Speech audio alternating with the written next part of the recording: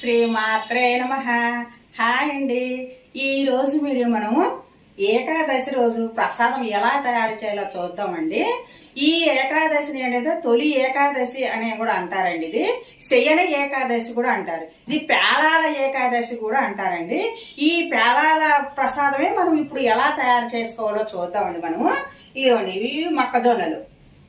ఈ మొక్కజొన్నలు మనకి ఏ కిరాణా షాపులో అయినా కూడా మనకు దొరుకుతాయి. ఇది పాప్కార్న్ చేసుకుంటారు కదండి, ఆ మొక్కజొన్నలు అంటే మనకు షాపులో ఇస్తారు. మనము ఇది ఒక గ్లాసు ఇలాగా తీసుకున్నానండి. నేను ఒక గ్లాసు బెల్లం,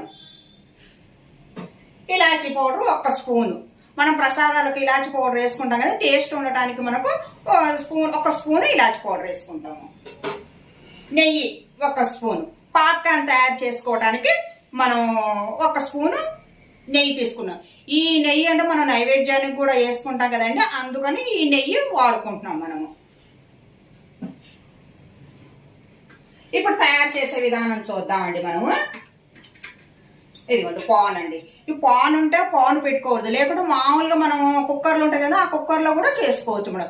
లేదా అవి కూడా లేదనుకుంటే మనం మందపాటి గిన్నెలు ఉంటాయి కదా, ఆ గిన్నెలతో కూడా మనము ప్రసాదము తయారు చేసుకోవచ్చు. ఇది మనం ఇప్పుడు ఈ కుక్కరు ఇలా పెట్టుకోవాలండి. పెట్టుకున్న తర్వాత మనం ఏంటంటే కుక్కర్ వెలిగించుకోవాలి. ఇది బాగా వేడి అయిన తర్వాతనే మనకు పాప్కార్న్ తయారవుతుందండి. బాగా వేడి అవ్వాలి. ఒక స్పూన్ మనము ఇప్పుడు నెయ్యి వేసుకుందామండి.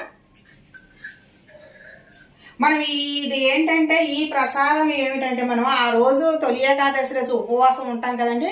ఉపవాసం ఉన్నప్పుడు ఏంటంటే ఇదే ప్రసాదంగా తీసుకొని మనం ఉపవాసము ఆ రోజంతా అలా ఉంటామండి. ఇది ఎక్కడ ఈ ఏకాదశికి ఇదే ప్రసాదంగా పెట్టుకుంటారు, ఈ తొలి ఏకాదశికి మాత్రం.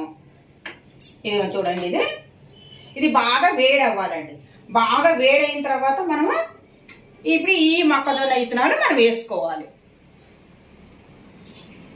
వేడవనియండి బాగా వేడైన తర్వాత.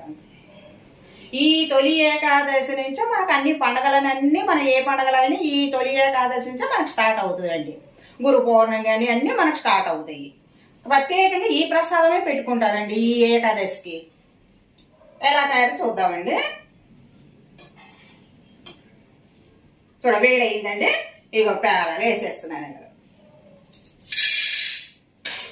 ఇదిగోండి చూడండి, మన వేడి అయ్యే కొద్దీ మనకు ఇలా పాప్కార్న్ ఇలాగ అవుతుందండి. ఇదిగోండి అన్ని పాప్కార్న్ ఇలాగ అవుతుంది. ఇలాగ పాప్కార్న్ అయిన తర్వాత మనం ఆరిన తర్వాత మనము అప్పుడు మిక్సీ వేసుకోవాలి. ఇదిగో చూడండి, ఇలా కలుపుతుంటే మనకు అలాగ అవుతుంటాయి.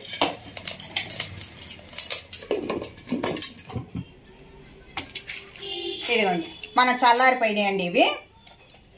ఇప్పుడు మనం ఈ మిక్సీలో వేసుకుందాం. మనం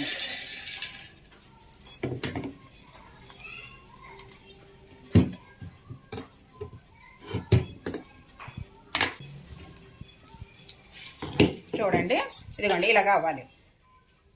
మన పిండిలాగా అవ్వాలి. దీంట్లోనే మనం బెల్లం వేసుకోవాలి.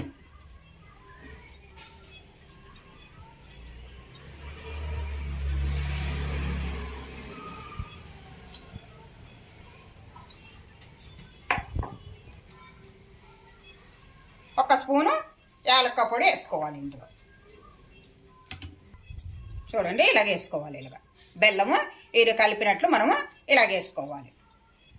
ఇలాగా గిన్నెలో పెట్టేసుకొని మనము స్వామికి నైవేద్యంగా పెట్టి ఆ రోజు ఉపవాసం ఉంటాం కదా, ఉపవాసం ఉన్నప్పుడు మనం ప్రసాదంగా ఇదే తీసుకోవాలండి. మనము ఇలా దేవుని దగ్గర నైవేద్యం పెట్టుకొని చూసుకోవాలి.